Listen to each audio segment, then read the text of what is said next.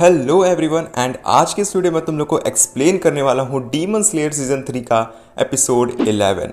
तो पिछले एपिसोड यानी कि एपिसोड 10 में तुम लोग ने देखा ही है कि जो तांजीरो रहता है वो अपना डीमन यानी कि हानतेंगु के पीछे भाग रहा होता है एंड उसके साथ गेन्या और नेज़ुको भी रहती हैं। वहीं दूसरी तरफ अगर मैं बात करूँ अपनी लव आशा मित्सुरी जिसकी बैटल चल रही है ज़ोहाकोटेन के साथ, तो अब आगे क्या होता है वो मैं तुम लोग को आज की इस वीडियो में बताने वाला हूँ पूरी की पूरी स्टोरी।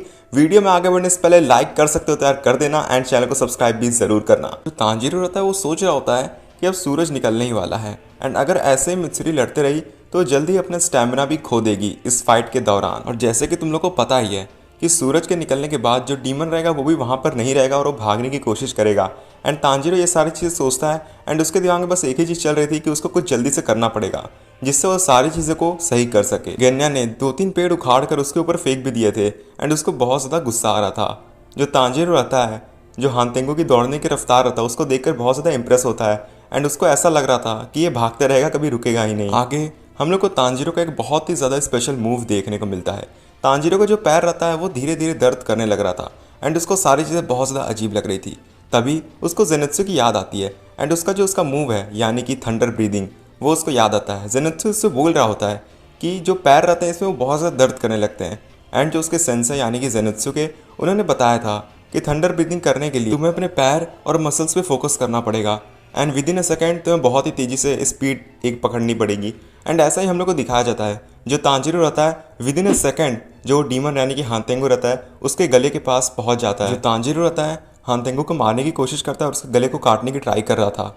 तभी जो हानतेंगु रहता है अपनी साइज़ को बड़ी कर लेता है एंड बोलता है कि हे मेरे को बुली मत करो यहाँ पर। वहाँ पर गेन्या और नेज़ुको तांजीरो की मदद करने के लिए आते हैं। तभी वहाँ पर जो डीमन रहता है काफ़ी ज़ोर से चिल्लाता है एंड अगले मोमेंट पर जो नेज़ुको रहती है वो अपना ब्लड डीमन आर्ट का यूज़ करती है तांजीरो को बचाने के लिए। और इन सारे अटैक्स के वजह से वो तीनों ही लोग ज़मीन पर गिर जाते हैं एंड जो हानतेंगु रहता है वो अच्छे से रीजनरेट नहीं कर पा रहा था एंड अपनी पावर का इस्तेमाल नहीं कर पा रहा था। इसका सिर्फ एक ही रीज़न था क्योंकि जो ज़ोहाकोटेन वहाँ पर रहता है वो उसकी पावर्स को यूज़ कर रहा था जो कि उसका दूसरा फॉर्म है, तो वो पूरी तरीके से अपनी पावर को इस्तेमाल नहीं कर पा रहा था उस टाइम। और इसीलिए तुम लोग कह सकते हो जो हानतेंगु रहता है उसको इंसानों को खाना पड़ता है जिससे वो अपनी पावर को रिकवर कर सके। तभी वहाँ पर जो तांजीरो रहता है बोलता है कि रुक जाओ तुम्हें अपने पापों की सज़ा ज़रूर मिलेगी एंड तुम यहाँ से भाग नहीं सकते। तभी वहाँ पर जो हानतेंगु रहता है उसको कुछ विलेजर्स दिखाई देते हैं एंड वो उनकी तरफ जाने की कोशिश करता है एंड तभी जो तांजीरो रहता है उसके पास बिल्कुल भी ताकत नहीं बची रहती लेकिन वो फिर भी सोचता है कि एक बार और मुझे उठना पड़ेगा एंड थंडर ब्रीदिंग का इस्तेमाल करना पड़ेगा। ऐसा वो सोच ही रहा होता है एंड उठने का ट्राई करता है। तभी वहाँ पर एक दूसरी स्वॉर्ड कोई दूर से आकर फेंक देता है एंड तांजीरो उसको देखकर थोड़ा सा शॉक होता है। आगे हम लोग को पता चलता है कि ये स्वॉर्ड कोई और नहीं बल्कि मोइचिरो तोकितो फेंका रहता है जिसकी हालत बहुत ही ज़्यादा बेकार हो चुकी है। जो मोइचिरो रहता है बहुत ही बेकार हालत में तांजीरो की तरफ देखता है एंड चिल्लाकर बोलता है कि तांजीरो इस स्वॉर्ड का इस्तेमाल करो एंड इस डीमन को ख़त्म करो। तांजीरो वैसा ही सुनता है एंड तुरंत उस स्वॉर्ड को उठाता है एंड उस डीमन के पास जाता है एंड उसका गला काट देता है। इस डीमन को मारने के बाद धीरे धीरे सुबह का वक्त होने लगता है एंड अब तुम लोग को पता है कि जो नेज़ुको है वो एक डीमन है। तो वहाँ पर तांजीरो बहुत ही ज़्यादा टेंशन लेने लगता है नेज़ुको के लिए एंड उसको समझ नहीं आ रहा था कि आखिर वो करे क्या। एंड तभी हम लोग को नेक्स्ट मोमेंट पर हानतेंगु की बॉडी दिखाई जाती है जिसका गला कट चुका रहता है एंड उसकी बॉडी विलेजर्स के पास जाती है एंड वो जो विलेजर्स रहते हैं उनको टेंशन नहीं थी। अब भाई उसका मुँह ही जा चुका तो वो क्या अपने शरीर से उनको खाएगा, तो ये इम्पॉसिबल था। आगे हम लोग को दिखाया जाता है कि जो तांजीरो रहता है उसको समझ नहीं आ रहा था आखिर वो करे क्या। तभी वो जो रहता है उसकी बॉडी की तरफ जाता है यानी कि हानतेंगु की बॉडी की तरफ। उसको ये चीज़ रियलाइज़ होता है कि जो हानतेंगु की बॉडी है वो असल में रियल बॉडी थी ही नहीं, यानी कि जो उसका सर वहाँ पे काटा है उसकी रियल बॉडी उसी की बॉडी के अंदर छुपी हुई थी एंड उसको वहाँ पर जाकर उसको मारना पड़ेगा। तो ये चीज़ तांजीरो को थोड़ा सा लेट से रियलाइज़ होती है एंड तभी वो सोचता है कि अब वो नेज़ुको को बचाए या फिर वो उस डीमन के पास जाए एंड उसको मारने चले। अब उसके पास दो रास्ते थे, या तो वो अपनी बहन को बचा ले या तो वो उस डीमन के पास चले जाए। धीरे धीरे सुबह होने वाली थी। आगे हम लोग को देखने को मिलता है जो गेन्या और मोइचिरो रहते हैं वो लोग भी कुछ खास मदद नहीं कर सकते क्योंकि उनकी हालत वैसे ही ख़राब हो चुकी है। एंड आगे हम लोग को दिखाया जाता है जो तांजीरो रहता है अपनी बहन को वहाँ छोड़ देता है एंड जाता है उस डीमन के पास उसको मारने के बाद जो तांजीरो रहता है उस डीमन के पास जाता है एंड फाइनली एक स्लाइस करता है एंड उसकी बॉडी को ख़त्म कर देता है एंड वहाँ पर अपना डीमन यानी कि हानतेंगु की रियल बॉडी मारी जाती है। एंड एक तरीके से यहाँ पर तांजीरो जीत चुका है लेकिन उसको ये सारी चीज़ें बहुत ज़्यादा बेकार लग रही थी क्योंकि जीत के कोई मतलब नहीं था उसके लिए, क्योंकि उसकी बहन नेज़ुको शायद उसके लिए अब नहीं रही। जितने भी विलेजर्स रहते हैं वो तांजीरो को बुलाने लगते हैं लेकिन तांजीरो उन लोग को इग्नोर कर रहा था क्योंकि ऑफकोर्स यार उसको लग रहा था उसकी बहन मर चुकी है। लेकिन अगले सीन में हम लोग को दिखाया जाता है कि उसके पीछे नेज़ुको रहती है जो कि तांजीरो से बोलती है गुड मॉर्निंग।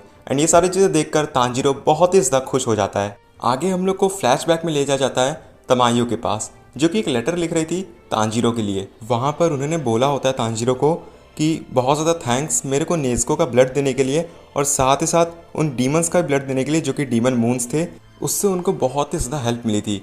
एंड एक लड़का जो कि मुजान की वजह से डीमन में कन्वर्ट हो चुका था, वो फाइनली अब एक आदमी में वापस कन्वर्ट हो चुका है, यानी कि उसने अपनी कॉन्शियसनेस को वापस से गेन कर लिया है। एंड ये सारी चीज़ें पॉसिबल हो पाई है सिर्फ नेज़ुको के ब्लड की वजह से। और उन्होंने ये भी बताया कि नेज़ुको के ब्लड के जो कॉम्पोनेंट्स हैं वो शॉर्ट पीरियड के टाइम में थोड़ा थोड़ा चेंज होते रहते हैं, जो कि बहुत ही ज़्यादा अजीब है। और वो लास्ट में ये भी बताती हैं कि जो नेज़ुको है वो हो सकता है कि आने वाले टाइम में जो सन रहेगा उसको फेस कर सकती है एंड उसको शायद कोई भी प्रॉब्लम नहीं होगी। बैक टू दी प्रेजेंट हम लोग को तांजीरो को दिखाया जाता है जो कि नेज़ुको से पूछता है क्या तुम फाइनली ठीक हो चुकी हो एंड एक इंसान बन चुकी हो।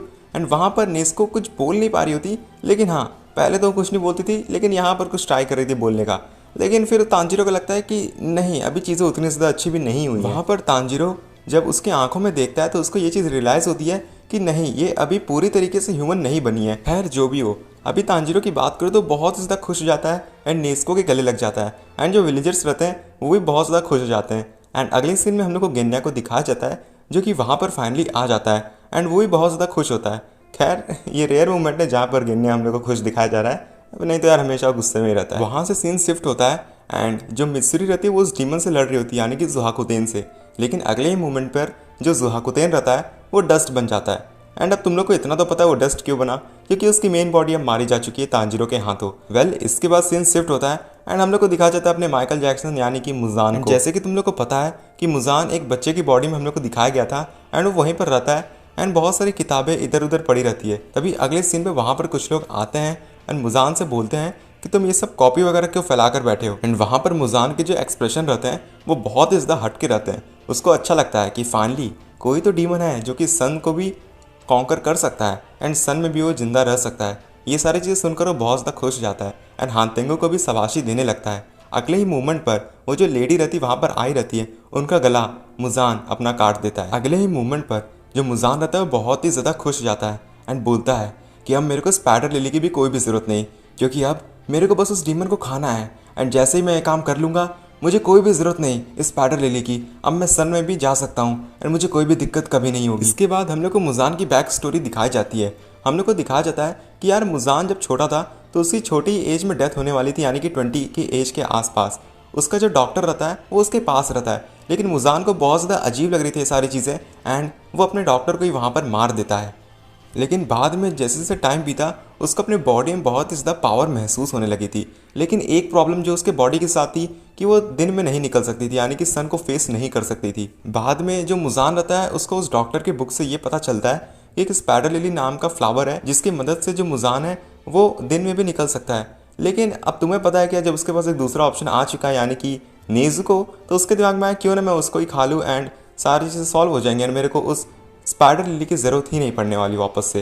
एंड उसको ज़रूरत भी क्यों पड़े यार। एंड एक बात ये भी थी कि मुजान को स्पाइडर लिली नहीं मिल रहा था एंड उसको पता नहीं था कि आखिर वो कहाँ से उसको पाए या फिर वो चीज़ उसको कहाँ मिलेगी। फिर अगले मोमेंट पर हम लोग को अपने ओजी कैरेक्टर यानी कि तांजीरो और सारे लोग दिखाए जाते हैं और वहाँ पर मित्सुरी भी आ जाती है, अपना मिस्ट हाशिरा मोइचिरो तोकितो भी आ जाता है एंड मित्सुरी वहाँ पर सबके साथ गले लगती है एंड यहाँ पर हम लोग की ये जो आर्क है ख़त्म हो जाती है। तो कैसे लगी तुम लोग को वीडियो कमेंट सेक्शन में बता सकते हो। अगर ये वीडियो तुम लोग को पसंद आए तो यार वीडियो को लाइक करना एंड चैनल को सब्सक्राइब जरूर कर लेना। एंड अब क्या तुम लोग को आगे के एपिसोड चाहिए तो कमेंट में बता देना। एंड बस आज की वीडियो में इतना, चैनल को सब्सक्राइब जरूर करना यार, मेहनत लगती है बहुत ज़्यादा। And I will see you guys in my next video.